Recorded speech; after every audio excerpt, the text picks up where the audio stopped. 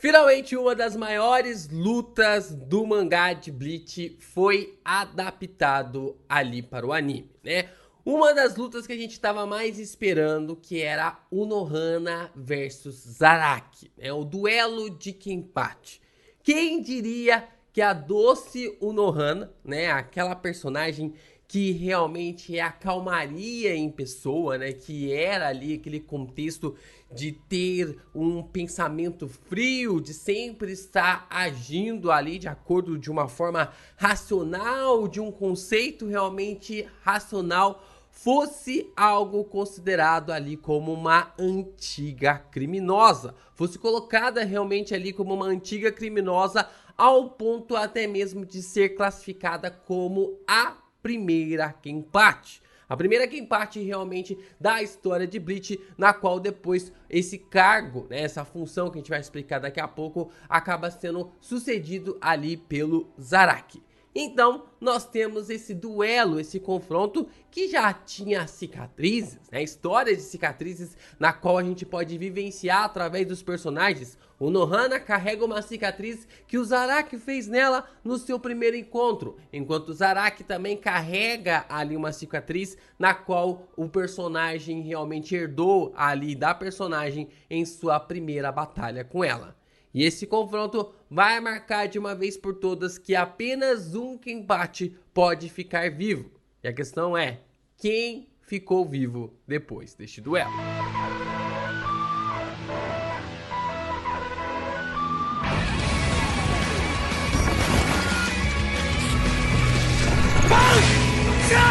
Yo, Geeks, aqui é o LP e vocês estão no canal do Geek Brasil. Fiquem ligados porque esse vídeo contém spoilers do mangá e também do anime de Bleach. Sim, pessoal, vamos aqui comentar sobre essa batalha, o surgimento da Shinkai ali de Zaraki Kenpachi. Vamos falar então um pouco sobre esses contextos relacionados ali às formas, né, de como essa batalha pôde ser conduzida tanto ali pela Unohana quanto também pelo Zaraki e como tudo isso acabou sendo fundamentado ainda maior de uma forma melhor ali em Bleach através do anime. Então, já deixem um like de vocês, se inscrevam aqui no canal, ajuda a gente a bater nossa meta de 100 mil inscritos, estamos quase lá, e compartilhe esse vídeo com seus amigos também, porque tem muita coisa legal pra gente falar e comentar aqui nesse vídeo. Vamos lá, né? Primeiro, pra gente começar a comentar aqui sobre essa batalha, primeiro a gente precisa definir sobre o que é o Kenpachi, né? Essa definição realmente sobre o Kenpachi, né? Essa forma que é colocado durante esse episódio e como é revelado pra nós que a Unohana, ela tem ali uma espécie, né? Ela é a primeira a carregar esse título realmente de uma personagem, né? Ou de um personagem na qual está acima da métrica dos demais Shinigamis, né? Pode ser ali colocado como alguém que está fora das diretrizes dos demais Shinigamis, alguém que não tá ali num fator comum, né? Ou que pode até mesmo ter surgido através de atos criminosos e que levaram até o posto de um capitão de um jeito incomum, né? Um cara que não chegou ali através da escola ou coisa do tipo e aí chegou ao posto de tenente, depois capitão. Não, tem um cargo, um posto, uma forma, né, diferente, uma diretriz diferente para ele, e isso só pode acontecer com através de uma geração.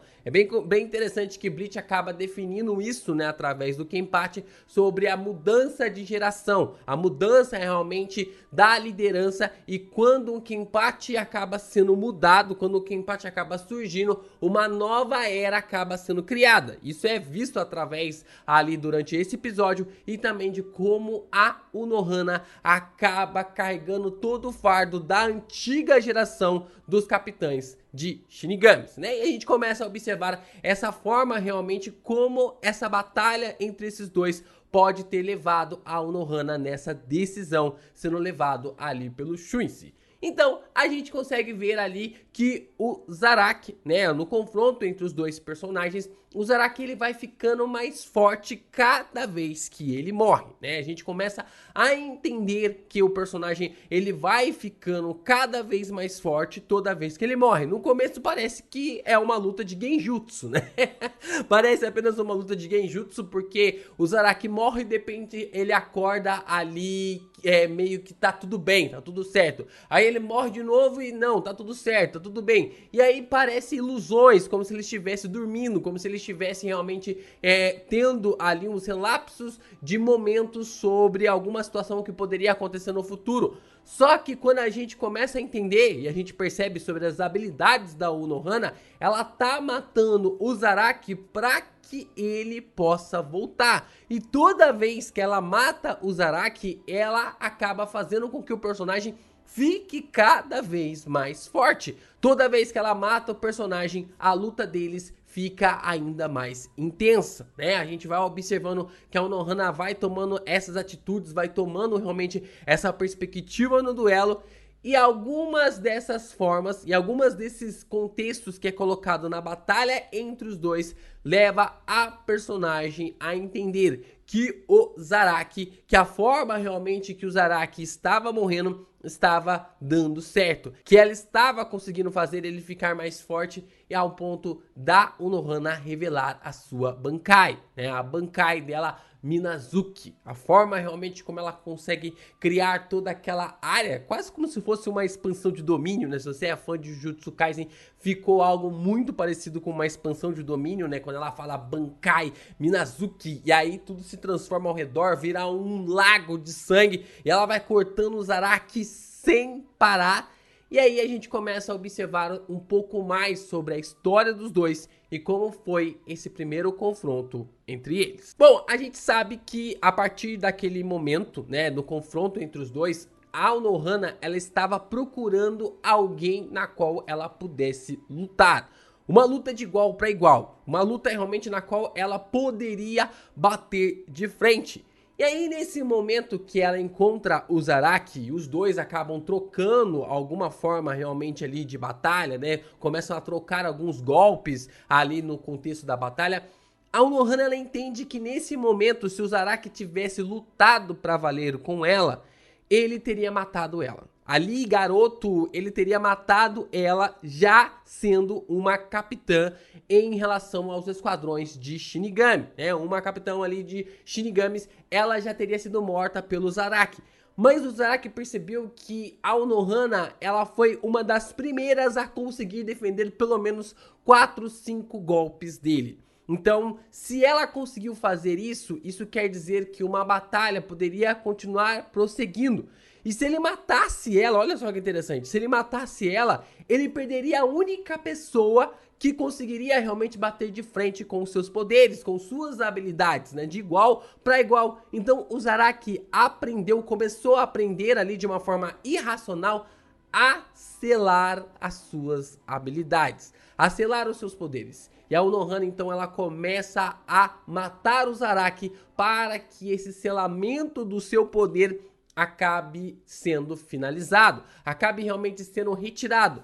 Lembra de quando o Zaraki começa a lutar contra o Ichigo, né? E aí aquela porradaria, trocação de golpes ali entre um e outro, e de repente o Zaraki acaba arrancando o seu tapa-olho ali, mostrando uma liberação de Heiatsu ainda mais forte. Então, o próprio Zaraki, ele estava fazendo isso consigo mesmo, sem nem precisar utilizar o seu tapa-olho. Sem nem precisar utilizar o seu tapa-olho, ele estava conseguindo ali minimizar ainda mais o seu poder, minimizar ainda mais a sua Heiatsu. E aí a Unohana, ela estava naquela batalha, nesse momento, para arrancar as algemas dos poderes do Zaraki. Por causa ali do Zaraki não conseguir realmente usar todo o seu poder, por ele estar minimizando, por ele estar selando os seus poderes, ele não conseguia ouvir a voz da sua Shinkai. Ele não conseguia ouvir a voz da sua Zanpakutou, que estava chamando, que estava clamando por ele,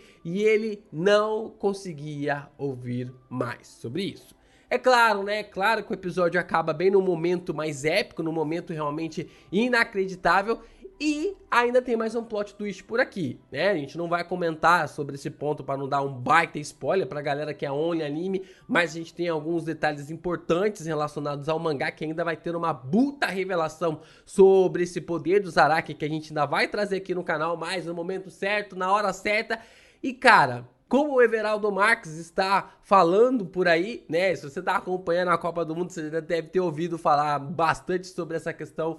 Essa luta entre o Zaraki e a Konohana foi ridícula.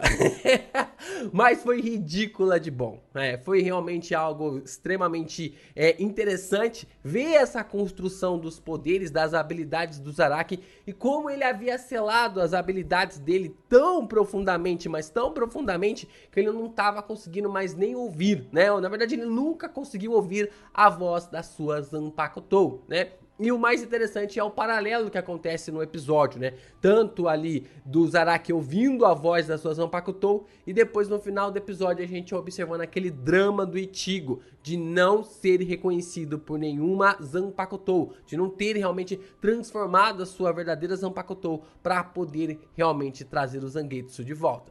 Bom, vamos ver realmente o que espera nos próximos episódios relacionados às habilidades do Zaraki e qual será esse plot twist que está ligado ao personagem.